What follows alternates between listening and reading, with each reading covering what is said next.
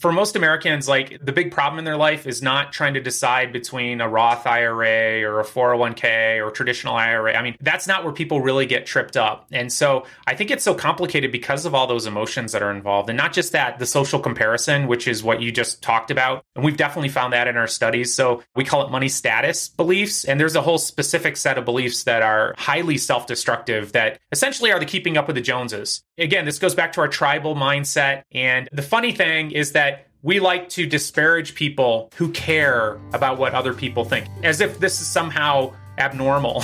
And the big irony is that's exactly how we're wired. Like your ancestors, if they did not care what the other 150 people in their tribe thought about them, they got killed or they got expelled. Welcome to the Midland Money Mindset Show. This is a podcast about the financial, money, and recreational mindset needed to successfully plan for and live your best life before and through retirement. Let's dive into today's show.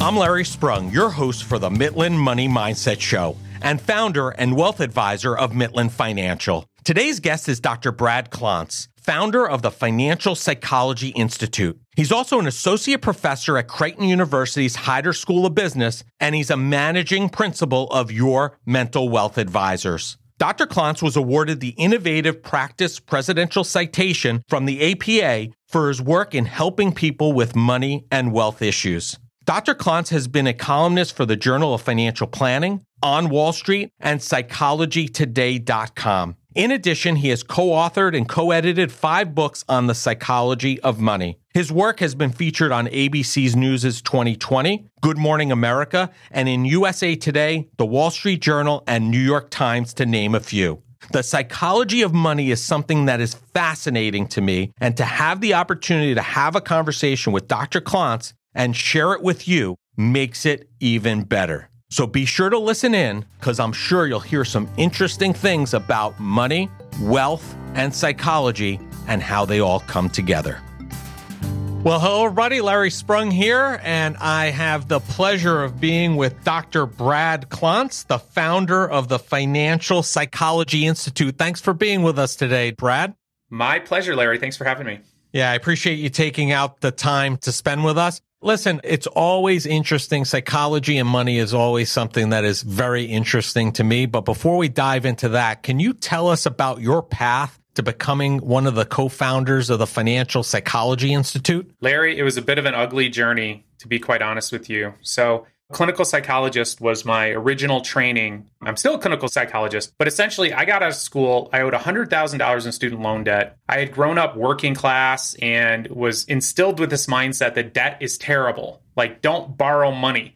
And it was the only way to get through school, though. So I had a lot of stress around it. I saw a friend of mine make $100,000 in 1 year trading stocks. And I would sit right next to him, watch him do this. And I thought, what an incredible way for me to get out of debt, because my friend knew nothing about the stock market and I knew nothing about the stock market. So I thought it was a perfect match. And so I sold what I had of value, which for me wasn't a whole lot at that time. I had a truck that was worth the most that I had. And I took all the money I could get and I started day trading with it. And I had a fabulous few months. And then the dot-com bubble burst. So I caught it right at the end of the bubble. It was a miserable experience watching my money disappear. And I was asking myself the question, like, why would a reasonably intelligent person do something so radically stupid with his money? And that's how I got interested in financial psychology. Essentially, I was trying to figure out my own. That's amazing. And I think it's a story that I was in the business at that time, saw and experienced that. And it seems like history tends to repeat itself over time when it comes to those types of situations and environments that we're in. Wouldn't you agree? Absolutely. Absolutely. And so it's kind of a sad thing, but my books become really popular every time there's a crisis, right? Because, it hurts and it's stressful and it's a time for reflection. And then the goal, of course, is to not keep repeating those mistakes, right? That's sort of the goal. And I know you know this, Larry, having worked in the industry. It's like you become wiser, you become more resilient to the emotion, because advisors are not immune to this. As a matter of fact, I did a study in 2008 that showed that over 90% of the people in our our sample who were financial advisors had trauma from what was happening in the market at that time. And it's a traumatic experience for a lot of us to see your money melt away or your business take a hit or you're having to call up clients and give them some terrible news about delaying retirement. So there's tons of emotion that's wrapped up in it for everybody, professionals and lay people alike. I agree. When we go through bumps in the road, I always tell clients I get a double dose because not only am I helping you and watching it and trying to experience this through your shoes, but I'm also experiencing it personally because I have investments. I have an IRA. I have retirement assets. I have college savings. So I'm kind of going through it in two regards, right? So what does it mean? Again, I told you I'm fascinated by psychology and money. So what does it mean to be a financial psychologist? What does it entail? Yeah, so it's something that I kind of made up, to be honest. You can't get a degree in financial psychology, but essentially it is the combination of money and psychology, our emotions, our beliefs, our behaviors. It's something I became obsessed with when I was trying to figure out my own family history around money and my beliefs around money. And so essentially that's what I do for a career is I study the intersection between our psychology and our financial behaviors and beliefs. We've been told a lot on my 20 plus years in the business that a lot of people's ideas and philosophies around money, and we're kind of taught to ask the question, what did money mean to you? What was it like in your house growing up? Is that accurate? Is a lot of that foundation of our ideas surrounding money really developed in those early years? Absolutely, Larry. And I would put you in the category of the elite advisors who are actually talking about this. And it's a huge deal. The entire field is going to be picking up on this, and we're going to start training every advisor in the country around the importance of that mindset. That's the way the field is going, which is really, really exciting. But yes, that's what the research shows. And so at this point, we have studied tens of thousands of people in our studies, really focused on their mindsets around money. And so we have linked financial outcomes like income, net worth, credit card behaviors, the whole host of financial outcomes. We've linked them very specifically to your beliefs around money and where we get our beliefs around money from our parents, from our grandparents. And that was part of my journey too. So one of the things I discovered is I went home and I started interviewing my parents around what it was like for them growing up around money. And my poor mother had been through this experience before with my training as a psychologist, where I sit down with a tape recorder and I'm like, okay, mom. And she's like, oh gosh, here we go again. But I was asking her, what was it like for her growing up? I had no idea. What was it like for grandma and grandpa growing up? And I found these stories. The one that really comes to mind is my grandfather lost all his money in the Great Depression. So went to the bank one day, all the money's gone. I didn't know that. I knew he lived through it, but I didn't know he had that experience. He never put a dollar in the bank the rest of his life. He died in his 90s. No wonder he wasn't doing well financially, right? And so all of a sudden, when I heard that story and I imagined that traumatic experience he had, then my mom's fear around money and her scarcity mindset, it all started to make sense. And then me coming along, not wanting to be poor like my family and then taking some outrageous risks, that made sense. Right. And so when I was able to link those stories back to my own beliefs and explore that, it transformed my financial life. And so essentially, that's a lot of the research and work I do with clients now. That's amazing. I mean, listen, you really just prompted my recollection, right? My grandmother died a couple of years ago. We lost her, but she was born in the Depression, 1929. And she was the type of person that it didn't matter how much money she had. You could have told her she had $10 million in the bank and she was nervous about what was going on. And she didn't have $10 million in the bank. She had a lot less than that. But the reality was it didn't really matter because she saw what her family went through and she was scared no matter what about money. It frightened her. So how much does mindset, you mentioned mindset a couple of times, how much does mindset have to do with poor mental wealth? I think it has everything to do with it, Larry. Now, of course, you're talking to a financial psychologist, and we've done studies, like one of the most recent studies we did, we tried to get people to save more money, and I put half of the people in a financial education class. So this was taught by a PhD in financial planning. This is how you save. These are cash equivalents. These are healthy financial ratios. I mean, all that stuff you really need to know. The other group, all I had them do, essentially, I talked about these beliefs around money. I educated them around that a little bit, but then I had them create really exciting pictures of why they would want to save to begin with. And part of the theory was we're just not wired to save. We're not wired to invest. This actually goes against our biology. And if you think about it, 99.9% of our time on Earth as human beings has really taken place in tribes of about 100 to 150 people roaming around. It's like you couldn't save if you wanted to. Like, well, you can't carry it with you. Right. Food's going to spoil. If you save too much, the rest of the tribe's going to look at you as selfish and kill you or kick you out. I mean, it's like we have to overcome our natural inhibitions to do what we should be doing around money. So for me, what's crazy is that anybody does anything right around money. I mean, the average American's in terrible financial shape. So we have to really take that as an understanding of humanity. And so for that other group, I just got them super excited about picturing their goals and making representations of those. You could picture a vision board kind of experience.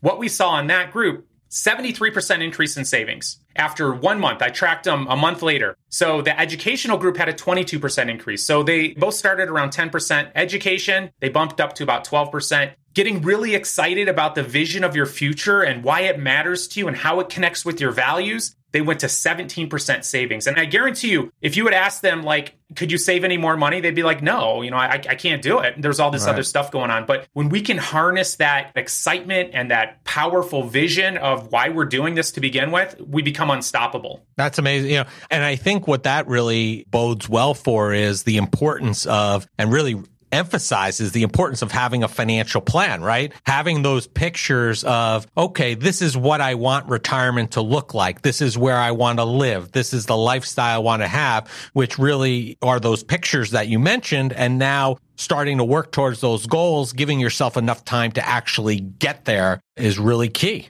Absolutely. And it's a future orientation, right? So think about it. If you don't have an orientation towards your future, why would you do anything painful right now?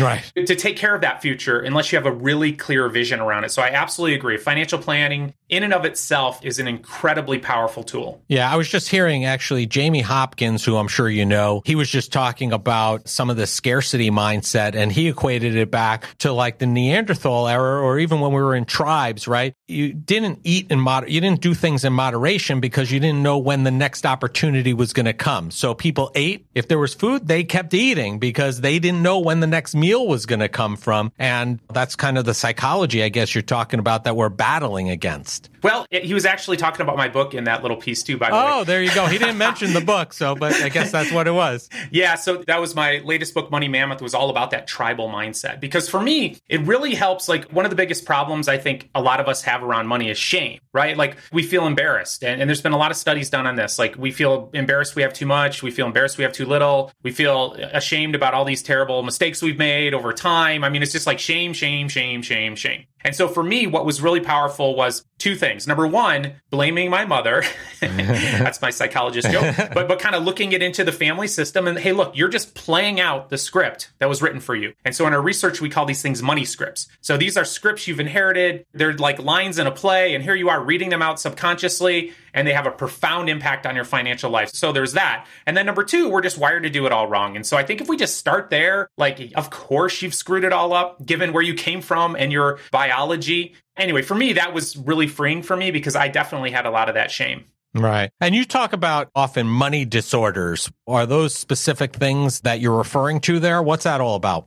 Yeah, they are. So I would say the average American has a money disorder in the sense that they're engaging in self-destructive financial behaviors. What's so fascinating too, Larry, is that, prior to this most recent crisis, we see this in every crisis, savings rates are really low. And then in the midst of the crisis, saving rates skyrocket, right? Yeah. And think about that. It's like, again, people would tell you, I can't save enough. Like before the Great Recession, we were doing incredible, and the savings rates were a negative 0.5%. So essentially the lowest since the Great Depression. And then, of course, tragedy happens, and then everybody scrambles around and starts saving more, which you wouldn't think would be the case, right? So you're financially stressed, and all of a sudden you're saving more money. But it's that we're really influenced in a powerful way by our emotions. And so the average American's not in great financial shape. And then for some of us, it becomes this pattern of really highly self-destructive behaviors where we know that we should be doing something different and we can't do it. And so examples of that are like gambling disorders, or people are compulsive buyers, which is actually pretty common in the United States. Actually, compulsive buying disorder, there's as many people suffering from that in the United States right now as are suffering from depression, which is just like sort of mind-boggling because you probably hadn't even heard of it. So we can engage in those. And then there's other ones that I know you see in your practice where it's not necessarily a diagnosis, but people are, for example, financial enabling others. Right. So I call that financial help that hurts, where you're giving money to try to help somebody. But if you take a bird's eye view, you realize that money is actually keeping that person stuck. Like they're not taking action in their life or they're mismanaging it. And so that's another thing we see quite commonly. Or you're even setting them up for failure. I mean, we've had situations where I remember a story, a client called me up and said, my daughter's looking to buy a new house, a bigger house, and I want to give her X number of dollars to help her buy the house. And I said to her, that's fine. We'll do whatever you want to do. It's your hard-earned money. But did you think about the negative implications there? And she took a step back and said, well, what do you mean? I said, well, can she afford the house without your help? And she said, no. I said, okay, so what's going to happen now? You help her get into this neighborhood, buy this house that she couldn't ordinarily afford. Now what happens when people in the neighborhood are driving nicer cars than she is? Is she going to have to now buy a nicer car, or their kids are going to school wearing nicer clothes or fashion labels and things like that? And she looked at me and she goes, I never thought of those implications. And she said, you know what? I'm going to tell my daughter that I can't help her out because you told me I don't have the money to do so. I said, listen, if you need to make us the bad guy to preserve your wealth and well-being and prevent her from making a mistake, then that's fine. Use us as that excuse. We'll be happy to take the blow. And we just ended up educating them a little bit more and ended up working out in the right way. But people don't realize they want to help their kids. They want to help their family members, and they don't realize that it might actually be doing harm. Yep. So why is money so complicated? I mean, why? Well, Larry, I think you know this too. It's actually pretty simple, right? For most Americans, like the big problem in their life is not trying to decide between a Roth IRA or a 401k or a traditional IRA. I mean, that's not where people really get tripped up. And so I think it's so complicated because of all those emotions that are involved. And not just that, the social comparison, which is what you just talked about. And we've definitely found that in our studies. So we call it money status beliefs. And there's a whole specific set of beliefs that are highly self-destructive that essentially are the keeping up with the Joneses. And again, this goes back to our tribal mindset. And the funny thing is that we like to disparage people who care about what other people think, as if this is somehow abnormal.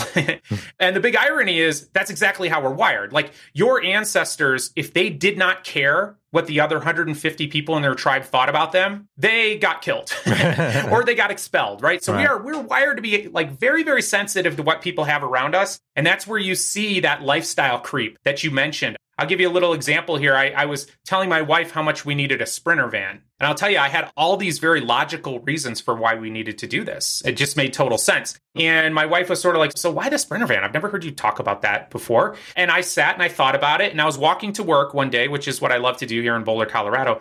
I saw a Sprinter van, and so I decided to count the number of Sprinter vans between my home and my office, and I hit 10. There were 10 of those things that I was just being exposed to, walking through my neighborhood, over to my office, and it's like, oh, it got me again, right? It just sneaks in your subconscious, and you'll start to feel this sense that I need this, or I want it, or a sense of dissatisfaction, I don't have it.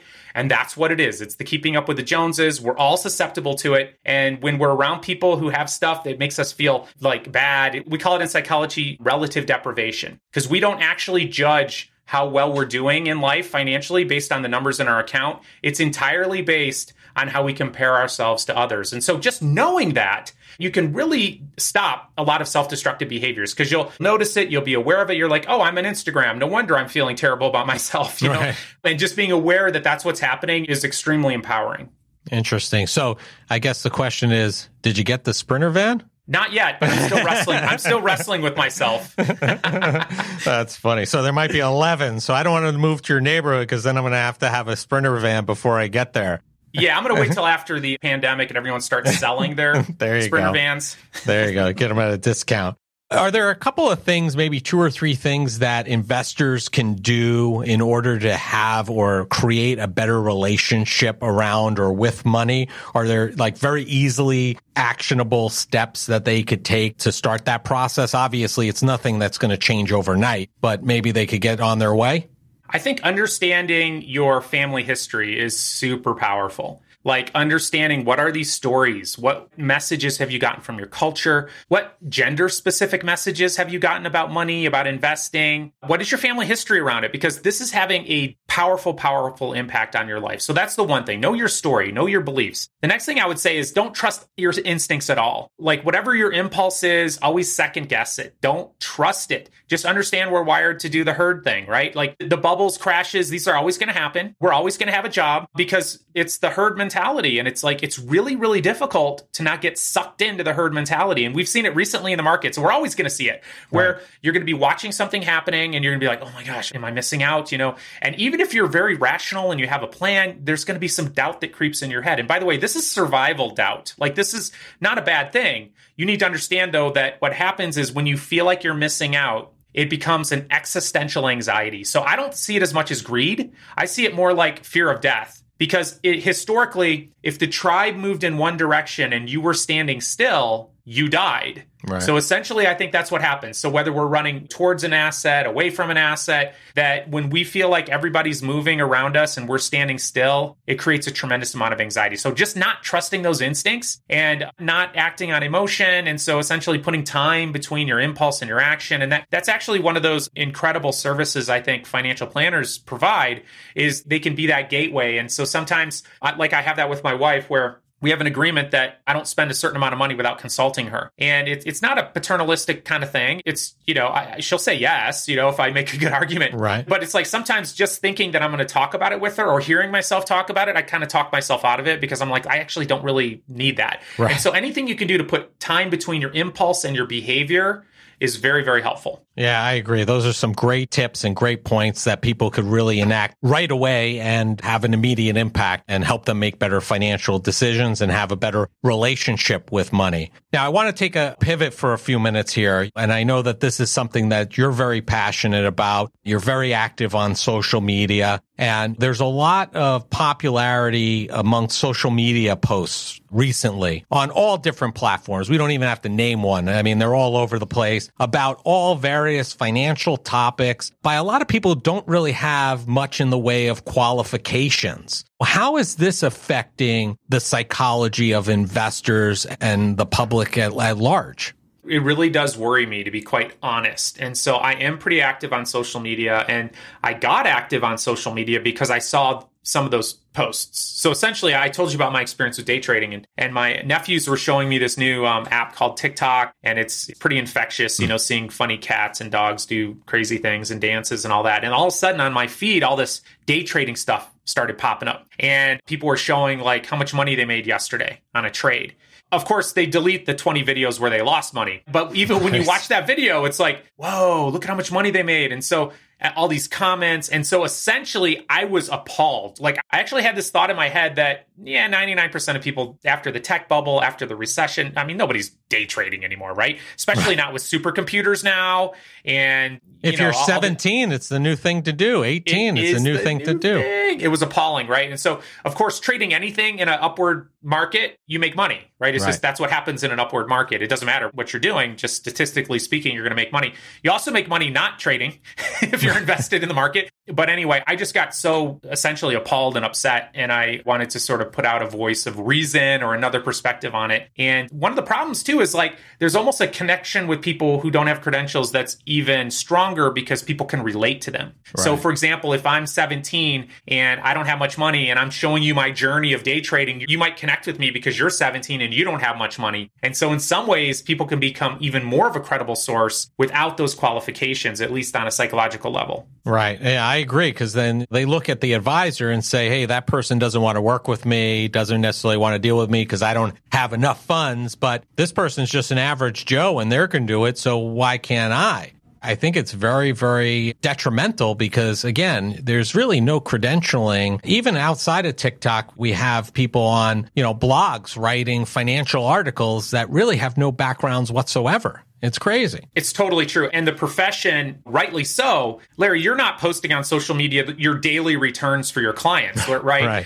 Right. And you're not on there saying, you got to buy this stock right now, like Elon Musk is doing. Another person without any qualifications, by the way, at least in that area. He has a big, big impact. Like, I actually want to talk to the guy because there are thousands of people who watch him talk about something and then go take their life savings and go invest in it. Yeah. And it's like, I'm not sure if he realizes what's happening in terms of, and I think he's just kind of joking around on some of the tweets and whatnot, but people follow that action and they take it as advice and they say, if he's saying it, I should do it. And so anyway, that's the downside on social media, is that anyone can post anything they want on there. There's no accountability to the SEC right. around like their claims. If I did that, I would have big problems, because eventually it would catch up with me and they would not be kind to us for what we were putting out there. But these people, there's no ramifications and no real retribution there, because they don't have any kind of licenses or qualifications that are a risk.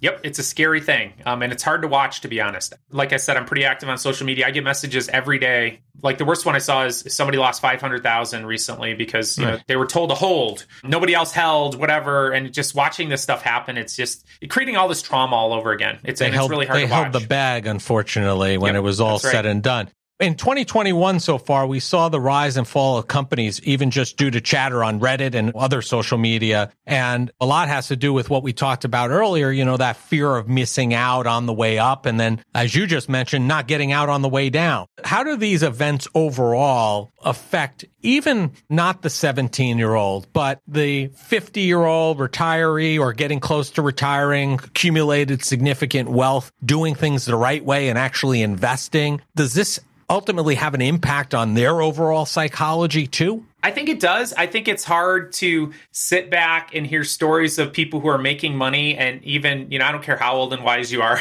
and not have a party that's like, oh, am I missing out? Should I be doing, I think that's actually really, really normal. And Larry, the more experienced people have, the less vulnerable they are to taking those sorts of actions. A lot of times because they tried it when they were younger and they got burnt, right? Which, by the way, is great. It's really good. Like, I think it's a great idea for you to lose all your money when you're 18 versus retire. And you've probably seen this too, retire and have all this time now on your hands now and have a nest egg and then start trading with it. That to me is a much bigger tragedy. So I think everybody should do, if you're going to do it when you're young, where you don't actually need that money to last into your 90s. So I do think it has an impact. And I think the market as a whole has a profound impact. And so in a bull market, what we found around risk tolerance is that, everybody tends to be a risk taker.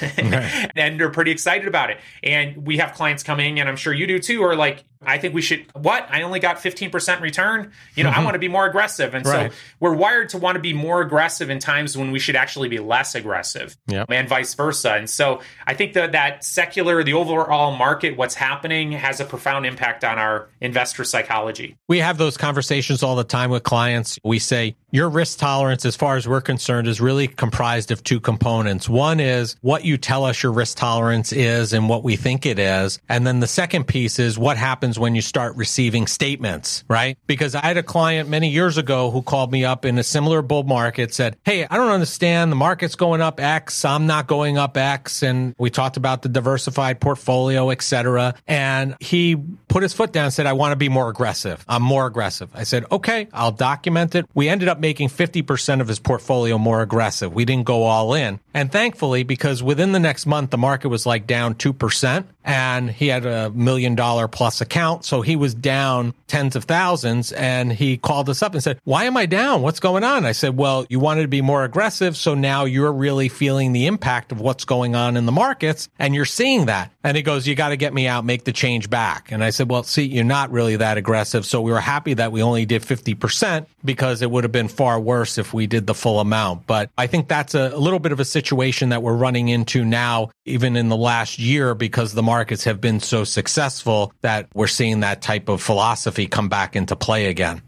Yeah, we're wired to buy high and sell low. And so that's what we'll continue to do as a species until our brains evolve in another million years or something, I think. My takeaway from you today is whatever you think you should do the exact opposite, is really what I'm hearing over and over again. Because it's totally true. Who's better investors, statistically speaking? It's women. Right. And by about 1%, which is a lot. And they've really linked it to a lack of confidence. So just wrap your head around that. So essentially, not being so confident that you know what's happening in the market, that you can predict the future, tends to be really, really good for your investment returns. So I'm always trying to shatter people's confidence. That's amazing. That's amazing. All this talk about social media and what we're talking about, all this hype that's going on online, we talked about how it affects the industry as a whole and how it affects investors and financial advisors, et cetera. Do you think there should be some type of regulation involved for these folks in order to say and do what they do on a regular basis? I just don't know how to do that in a society where, free speech is one of the founding principles. I feel like it's same thing with like medical advice, that kind of thing. I mean, you're always going to hear people suggesting what you should be doing about your cold sore at the next barbecue or whatever. So I don't know that we can ever get rid of it. But I think that part obviously is educating people around who should you listen to? Right. Like, where do you find good financial advice and good financial information? And I think it's become more challenging when anybody can grab a phone and start creating content that goes to millions of people overnight. I think that's the situation that we're dealing with that we've never had to deal with before in history. And so I think we're really trying to sort that out. Like, what voices do we listen to? And so hopefully, given that this is such a new thing, previously you would have to have a degree of credentials to get vetted to be able to have a voice or to have a platform, if you will, to spread your message. And so that vetting process is now gone. And it'll be interesting to see how we evolve and adapt to that over time. Yeah, I agree. I mean, a lot of the day trading, I think, is also, especially in youngsters, Dave Portnoy from Barstool Sports, and he's been very vocal about what he's been doing from a trading perspective. And I know a lot of young athletes and people interested in sports follow him, and a lot of pizza lovers follow him too. And he has quite the following, and it's kind of weird, but yeah. It's weird. We'll see what happens when there's like a protracted bear market. We'll see what's happening with that. Because people think, oh, well, when the bear market comes, I'll just stop. It's like, well, guess what? You don't know. You don't know until you're in it and it's too late. Right. Otherwise it feels like a correction. It's sort of fascinating how we believe that we can predict the future based on looking at past charts. Yeah. Or trying to predict the future based on lines. And it doesn't work that way. Yeah, I think COVID's helped us a little bit because there's less of that fear of missing out because no cocktail parties or anything like that to worry about. It's totally true. It'll be interesting to see what happens on the other side of that. Like after the Spanish flu, I'm pretty sure it was the Roaring 20s, right? So we'll see if we, as a nation and as a world, just go on a spending spree. That's something I'm curious about. That's very interesting. Very interesting. Well, Brad, it's been a pleasure having you on the show. And this is the Midland Money Mindset. So we ask all of our guests the same last question, which is, what did you do today that brought you joy and put you in the right mindset for success? Ooh, I like it. So I actually shot 3 pieces of content, social media content this morning. And I always put myself in my mission statement when I'm creating content. And so it's essentially my mission, and I'll just tell you what it is. It's very personal for me, but to help bring hope and healing to the world. And so what puts me in the right mindset is picturing this person on the other side of whatever content I'm creating and trying to give them a sense of hope, give them a sense of healing. That's what juices me. That's awesome. And I appreciate you sharing that very personal mission statement with us. It's not taken lightly. Thank you so much. And if people want to find you online or learn more about what you and the Financial Psychology Institute do, what's the best way for them to find you? And we'll have all this information in the show notes as well. So on social media, I'm at Dr. Brad Klontz. Whatever platform you're on, I'm there. And then bradklontz.com is the website where I house a lot of the studies that I was talking about, as well as my videos on YouTube and that kind of thing. Great. It's been a pleasure having you, Dr. Brad Klontz. It's been a pleasure having you on the show. I appreciate your time and make it a great day. Thanks for having me. I want to thank Dr. Brad Klontz for being a guest on the Midland Money Mindset Show. Dr. Klontz has merged his love for psychology and finance to help others understand why they may do things financially. Brad is a very active member of the FinTok community and shares his thoughts about what he is seeing going on in the financial services profession, and he's always there to assist advisors in helping their clients. Dr. Klontz can be found across all social media platforms, and all the contact information needed to find him can be found in the show notes. Thank you for joining us this week on the Midland Money Mindset. Make sure you visit our website at midlandfinancial.com and be sure to smash the subscribe button so you don't miss a show. We encourage you to help others find our valuable content. And listen, please, don't keep us a secret. You can also schedule an Is There a Fit call right from our website, or by using the link that you'll find in the description section of your podcast player or app. Be sure to join us for our next episode to learn more about the mindset needed to successfully plan for and live your best life before and through retirement. The opinions voiced in the Midland Money Mindset Show with Lawrence Sprung are for general information only and are not intended to provide specific advice or recommendations for any individual. Past performance is no guarantee of future results. All indices are unmanaged and may not be invested into directly. Investing involves risk, including possible loss of principal. No strategy ensures success or protects against loss. To determine what may be appropriate for you, consult with your attorney, accountant, financial or tax advisor prior to investing. Investment advisory services offered through CWM LLC, an SEC registered investment advisor. Guests on the Midland Money Mindset Show are not affiliated with CWM LLC.